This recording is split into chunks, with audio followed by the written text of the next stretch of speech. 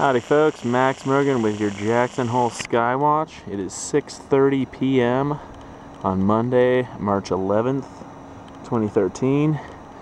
Real obvious spray going on right now. You can see this one plane flying through.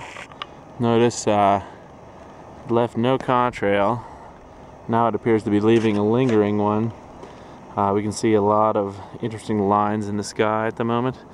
Right above the pass there, to the right of Glory, there's that little cloud that's a natural cloud. I ran to get the camera. I saw a plane going into that cloud, leaving a normal contrail that was dissipating quickly, despite the fact that it was flying through all that high hazy crap. So hopefully he pops out the other side of that cloud. I'll keep an eye over there, but just look. You can see this line there, kind of center frame, diagonally. This obvious one directly over Glory, the one above that, and then the brand new one. Again, notice how abrupt the start is to that trail. You can see it just turns on as if somebody hit a switch. Let me zoom in on that some more, you can get a good look. A real abrupt start. Lots of interesting trails out there at the moment. There's another one. And it looks like that plane that went behind the cloud has already disappeared behind the mountains. So we're not going to see him. But if we look overhead, you can see there's a nice normal fluffy little cumulus cloud. And just a nice dark blue overhead. Compare and contrast that with this, what we're seeing over the pass right now. Again, that's what the sky is supposed to look like. That's what it looks like over the pass. Notice if we look off this way, you can see a lot of normal fluffy clouds off in the distance. I don't know what's going on over there, it's too far to really tell. But notice these normal fluffy clouds and contrast it with that. You know, it doesn't get much more obvious than that, folks. Even if, let's just say for the sake of argument, that those are normal airplane contrails, the fact that they impact the skyscape to such an incredible extent has a huge impact on our weather. You know, even if they're not chemicals being sprayed as part of some crazy weather modification program, even if it wasn't that, which it is, it would still be having an impact on the weather. Howdy folks, Max Morgan with your Jackson Hole Skywatch. It's 6:33 p.m. on Monday, March 11th, 2013, here in beautiful Jackson Hole. I can see a lot of activity in the sky right now. Notice behind the tree there, you can see a real abrupt start to that trail. It's fresh, mid-frame right now. Heading over the pass. Directly above that, see evidence of other trails. And if we look off to the north now, we can actually see a plane coming through, leaving another big honking trail. It wouldn't surprise me if he flew right through the blue space between here and the pass with whatever he's spraying. But go back to the pass for now. I don't know if you can make it out on the camera, but in real life here you can see some real obvious repeating wave cloud patterns. See if I can get them. I'm gonna go center frame on one. Can you see that? Those straight lines in there? Not normal. And if we look, see if I can get another one to stand out. Well, heck, there's a cloud there. Behind that cloud there's a higher cloud, and that's where the action is. Look at that one really standing out at the moment. Again, we'll take a look at this plane, keep an eye on his track. Notice it's pretty obvious right there. Kind of fades out. Max Morgan, Jackson Hole Skywatch. Monday, March 11th, 6:35 p.m. Now if we look off through the trees there, in the distance, above that little cloud that's center frame right now, you can see a line. Zoom in on that. There, you see that line. Now we follow that up through this cloud, peters out a bit, and there he is. coming through. Big spray plane. Leaving a massive trail right overhead here in Jackson Hole. Big spray trail. 6:35 p.m. So there's him. Look over the pass. Sorry about the light. There we can see another one. And a lot of high haze, a lot of weird wave patterns in that high haze. Let's go back to our friend overhead. See how close we can get to him. There he is. What's going on? Give us an overview of this whole absurd, insane, genocidal, deadly spraying program that they're employing all around the world. The programs appear to be increasingly ramped up, Jeff. And the part of the paradox of that is the more damage they do from the spraying that they've already done, the more they appear to be trying to spray to cover up.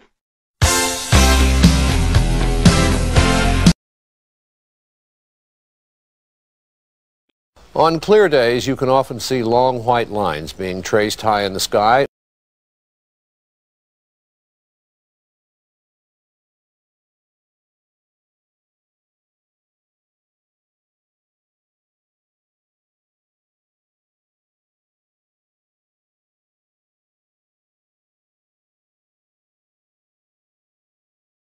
They are contrails of jet aircraft.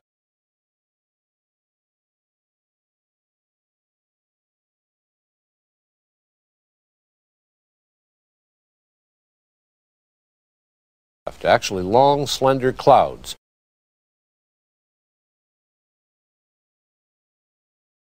Weathermen are finding them especially fascinating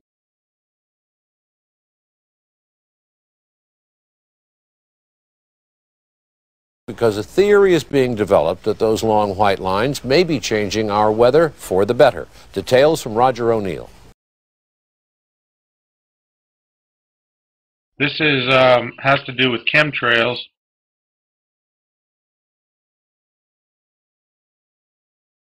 Document I obtained. It's actually a microfiche, 172 pages, that I got from the local university library. The interesting thing about this document is the title of it. That's the title of it. This is a copy off of the microfiche, the title page.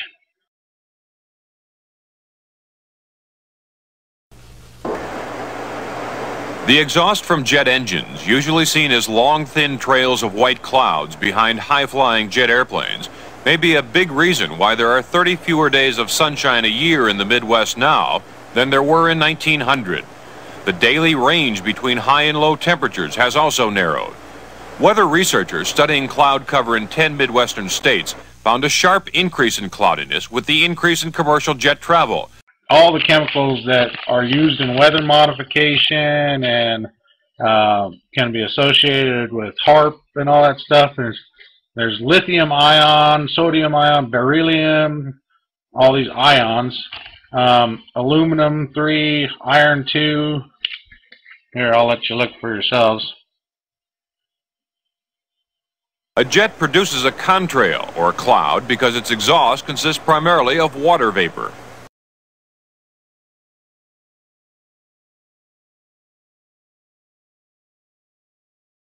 Barium fluoride. Where have we heard that before? Primarily of water vapor. And here's another page of them. All the iodides.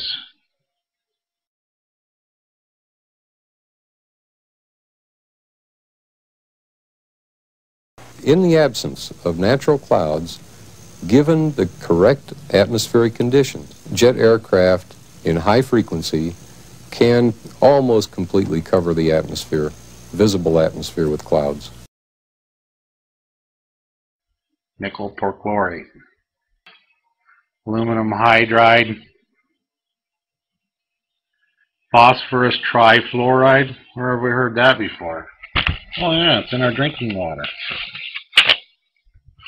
And then you can go, it goes on and on. Hydrochloric acid, cyanide. Simonin says unlike most changes in the atmosphere caused by man, this one is beneficial. peroxides, superoxides, fluorines. Clouds help farmers in the Midwest by blocking the sun. Temperature extremes can damage plants and speed up the evaporation of soil moisture. Some of this stuff is cyanides, just crazy, you know? And so you got to ask yourself, where are tax dollars going? Why are we paying tax dollars for these people to be screwing with all these chemicals? Does it make any sense? Because it doesn't make any sense to me anymore. In the winter, city people benefit because clouds act as a blanket, preventing warm air from escaping into the atmosphere. And they're spraying these chemtrails, and it's making people sick. Stroke is up in young kids.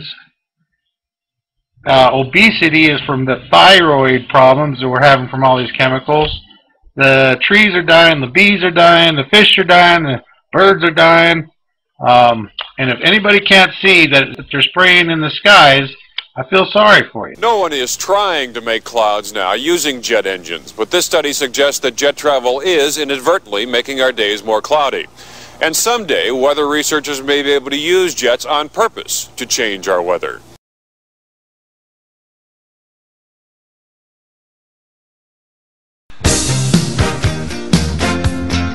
It wasn't the conspiracy theorists that came up with the term chemtrails. It was the U.S. Air Force.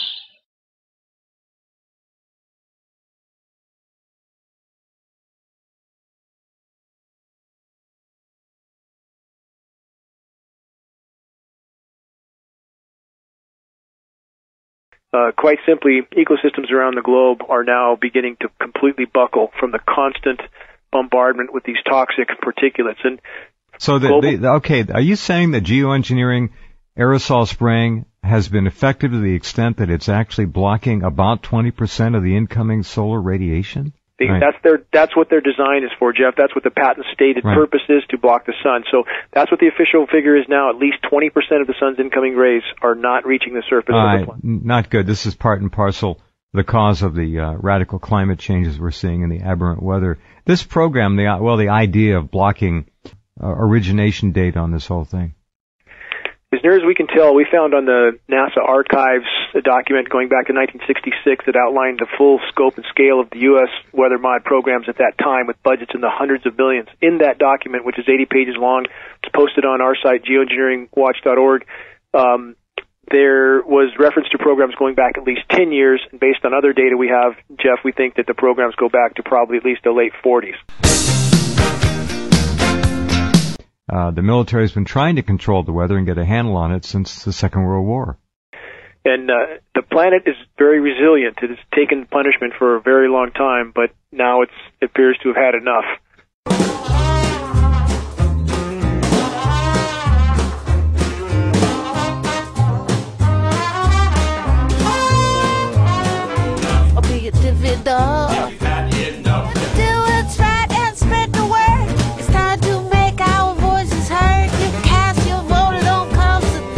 Sitting it out will be in